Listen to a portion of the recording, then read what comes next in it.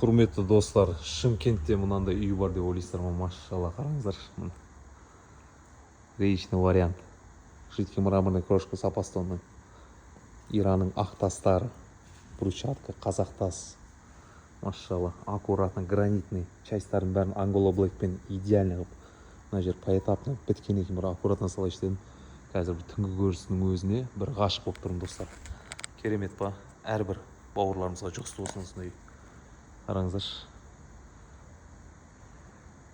Қандай керемет. Ми тынығады ғой жерде. О, балконда отырып, бір кофе ішіп отырсаң. Мына жағындағы кішігірім өздерін қараңыздар. Екінші этажда террасасын.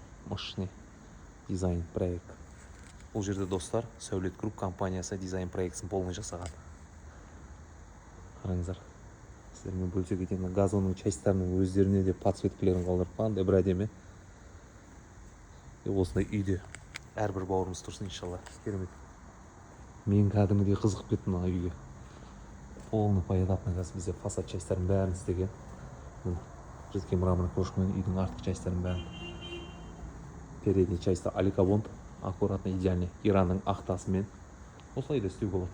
Комбинация қараңыздар, просто аликабонд, Иранның ақ тасы мардашпен, икетті клинкер, аликабонд, терезенің өзінің антрацит цветтермен, икетті лофт-стильдегі стекло, полный перегородкілерін бәрін аккуратно, идеально жасап, четкий шығарған.